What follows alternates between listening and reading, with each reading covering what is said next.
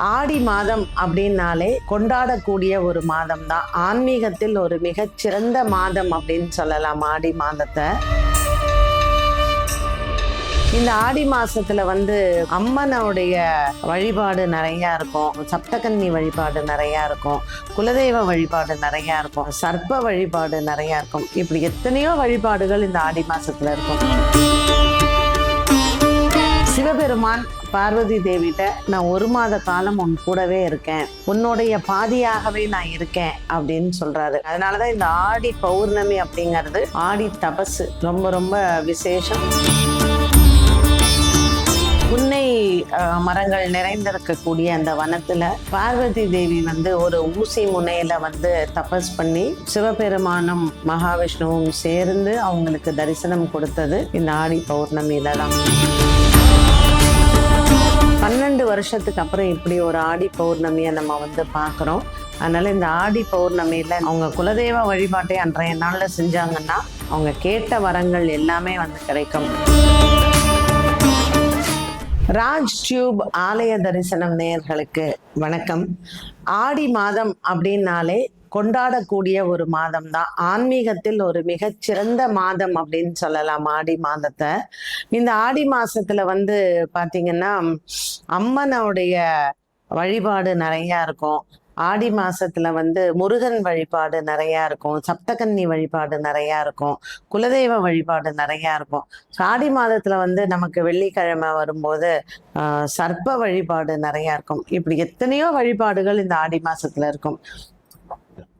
ஆடி மாசத்துல ஏன் நம்ம எல்லாத்தையும் சிறப்பா கொண்டாடுறோம் அப்படின்னு பாத்தீங்கன்னா, சூரிய பகவானுக்கு நம்ம முக்கியத்துவம் கொடுக்குறோம். ஒரு நாளை இன்னைக்கு ஒரு நாளை நிர்ணயம் பண்றது எது அப்படின்னு கேட்டீங்கன்னா, சூரியன் சந்திரன். இரவு பகல் அப்படிங்கறத இந்த சூரியன் சந்திரன் தான் நிர்ணயம் பண்றாங்க. அதே மாதிரி ஒரு காலத்தை நிர்ணயம் பண்றது 2 அயனங்கள், தட்சிணாயனம் உத்தராயணம். இப்ப நமக்கு தட்சிணாயன புண்ணிய காலம் ஆரம்பமாயிருக்கு.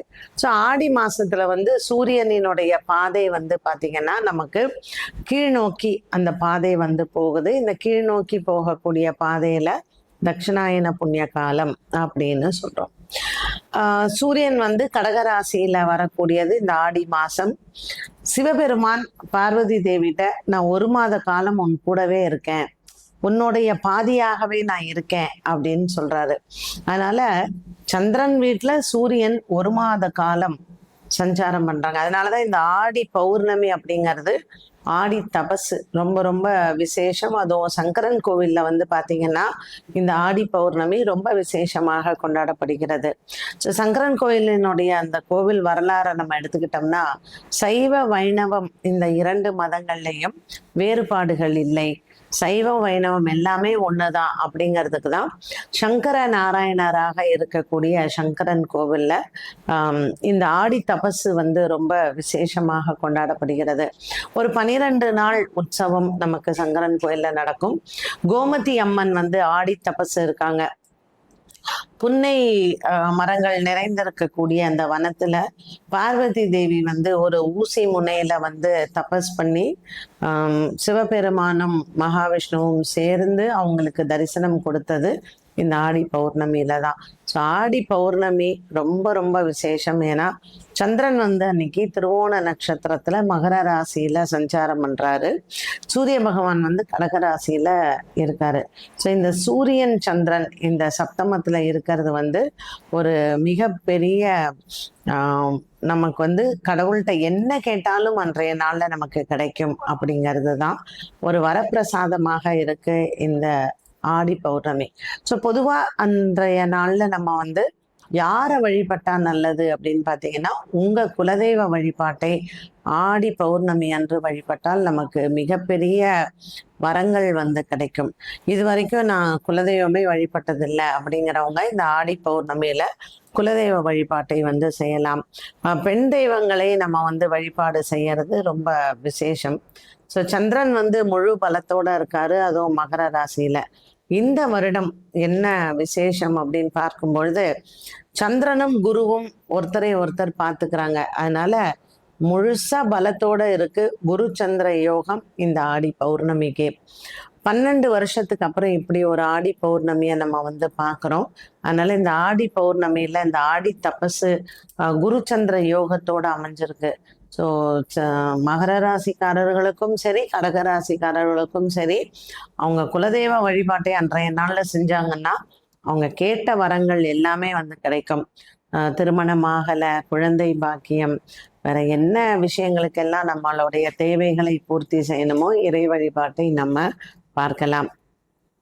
மகர ராசிக்காரர்களுக்கு வந்து சந்திரன் குருவை பார்க்கறதுனால இந்த ஆடி பௌர்ணமி அன்னைக்கு பிரத்யேகமா நீங்க விரதம் இருந்து, அதுவும் பெண்கள் உங்களுக்கு என்ன பிரச்சனைகள் இருந்தாலும் உங்க குலதெய்வத்தை வழிபாடு செய்யலாம், இல்லை இஷ்ட தெய்வத்தை. உங்களுக்கு பெருமாளை பிடிக்குமா, பெருமாள்கிட்ட அன்னைக்கு வந்து விரதம் இருந்து கேளுங்க. உங்களுக்கு பிள்ளையார பிடிக்குமா, பிள்ளையார்ட்ட அன்னைக்கு விரதம் இருந்து கேட்கலாம். ஸோ இந்த திருவோண நட்சத்திரக்காரர்கள் குறிப்பா அவங்க அன்னைக்கு என்ன வரம் கேட்டாலும் அவங்களுக்கு வந்து கண்டிப்பாக கிடைக்கும். இந்த ஆடி பௌர்ணமியில ஆடி தபசு வந்து அவ்வளோ விசேஷம். நமக்கு டவுன் சவுத்தில் வந்து பார்த்தீங்கன்னா தென்காசி, திருநெல்வேலி, சங்கரன் கோவில் இந்த இடங்கள்ல இருக்கிறவங்க எல்லாருமே ஆடி தபசை அந்த கோமதி அம்மனுக்காக இந்த 12 நாள் உற்சவத்தில் கலந்துக்கிட்டு ரொம்ப விமர்சையாக அங்கே வந்து கொண்டாடுவாங்க. மற்ற இடங்கள்லையுமே பெண் தெய்வங்கள் இருக்கக்கூடிய இடங்கள்ல பொங்கல் வைத்து ரொம்ப பெரிய ஒரு சந்தோஷமாக கொண்டாடுவது உண்டு. இந்த வருடம் அது புதன் கிழமையில வருது நமக்கு இந்த பௌர்ணமி திதி. ஸோ புதன் அப்படின்னாலே நமக்கு மகாவிஷ்ணு தான். சூரியன் வந்து நமக்கு கடகராசியில இருக்கு, சந்திரன் வந்து நமக்கு பெருமாள் நட்சத்திரமான திருவோணத்துல வந்து இருக்கு. அதனால ஒரு அமைப்பு அப்படின்னு சொல்லுவாங்க, எல்லாமே வந்து ஒரு அமைப்போட நமக்கு கிடைச்சிருக்கு. அப்படிங்கும்போது ஒரு மிகப்பெரிய வரப்பிரசாதமாக நம்ம இதை எடுத்துக்கொள்ளலாம். உங்களால எவ்வளோ முடிஞ்சதோ அன்றைய நாள்ல அன்னதானம் பண்ணுங்க. குறைஞ்சது ஒரு 11 பேருக்காவது பண்ணுங்க.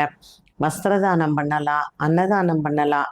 உங்களுக்கு என்னெல்லாம் முடிஞ்சதோ நீங்க இந்த தானங்கள் பண்ணும் பொழுது நம்மளுடைய பாபங்கள் தீரும். இதெல்லாம் செய்யறோம் அப்படின்னாலே நம்ம பாபங்கள் தீருவதற்கு தான். ஸோ எல்லா விதமான நன்மைகளும் ஒன்று சேருது அப்படின்னா இந்த ஆடி பௌர்ணமியில, இந்த ஆடி மாசத்துல சூரியன் வந்து கடகராசியில 1 மாச காலம் இருப்பார். சூரியன் குருவோட இருந்து சந்திரனை பார்க்கும் பொழுது குருவர்களோட சேர்ந்த திருவருளும் நமக்கு அன்றைய நாள்ல வந்து கிடைக்குது. இந்த ஆடி பௌர்ணமியில அரிசி வந்து தானம் பண்ணலாம். மனசு சஞ்சலங்கள் எல்லாம் தீரும். குலதெய்வ வழிபாடு செய்யலாம். கோயில்களுக்கு நெய் தானம் பண்ணலாம், வெல்லம் தானம் பண்ணலாம். இந்த தானங்கள் எல்லாம் இந்த நாள்ல செய்யும் பொழுது நமக்கு ஏற்படக்கூடிய பல குறைகள் எல்லாம் தீர்ந்து ஒரு மிகப்பெரிய மனதளவில் ஒரு சந்தோஷத்தை இந்த ஆடி பௌர்ணமி நமக்கு கொடுக்கும். இந்த ஆடி பௌர்ணமியில நம்ம வீட்டுல சாயங்காலம் சந்திரன் வந்ததுக்கு அப்புறம், நிலா வந்ததுக்கு அப்புறம் நம்ம வீட்டுல வந்து விளக்கேத்தி பூஜை பண்ணலாம். ஸோ அன்றைய நாள்ல புதன்கிழமையாக இருக்கிறதுனால நீங்க 5 அகல் தீபம் ஏற்றி வழிபாடுகள் செய்யலாம். நம்ம வீட்டில் வழிபாடு செய்யும் பொழுது சாயங்காலம் விளக்கேற்றி லலிதா சகஸ்ரநாம பாராயணம் பண்ணலாம், சௌந்தரிய லகரி நம்ம சொல்லலாம், அதே மாதிரி தேவி மகாத்மியம் சொல்லலாம், உங்களுக்கு துர்கா அஷ்டகம் சொல்லலாம், கனகதாரா ஸ்லோகம் சொல்லலாம், லக்ஷ்மி அஷ்டோத்திரம் சொல்லலாம். ஸோ உங்களுக்கு என்ன பெண் தெய்வ வழிபாடுகளில் தெரியுமோ அந்த வழிபாடுகளை சொல்லி நம்ம அர்ச்சனை பண்ணும் பொழுது தெய்வ அனுகூலங்கள் நமக்கு பரிபூர்ணமாக கிடைக்குது. அதோட மட்டுமல்லாமல் நமக்கு அந்த சாயங்காலத்தில் நம்ம பூஜை பண்ணும் பொழுது யாராவது ஒரு 3 சுமங்கலிக்கும் 5 சுமங்கலிகளுக்கும் நம்ம தாம்பூலம் கொடுக்கறதும் ரொம்ப விசேஷம். அதனால் அந்த மாதிரி தாம்பூலம் கொடுத்து நம்ம வீட்டுக்கு வர்றவங்களுக்கு ஏதாவது உணவு கொடுத்து வஸ்திரதானமும் கொடுத்து அவங்கள வழிபாடு செஞ்சு இறைவனையும் வழிபாடு செய்தால் பௌர்ணமி திதியில நமக்கு இறைவனினுடைய அனுகிரகம் பரிபூர்ணமாக கிடைக்கும். என்ன நேயர்களே, இன்றைய பதிவுல வந்து ஆடி பௌர்ணமியில் நம்ம எப்படி வழிபாடுகளை செய்ய வேண்டும் என்பதை பார்த்தோம். மீண்டும் சந்திக்கும் வரை நன்றி, வணக்கம்.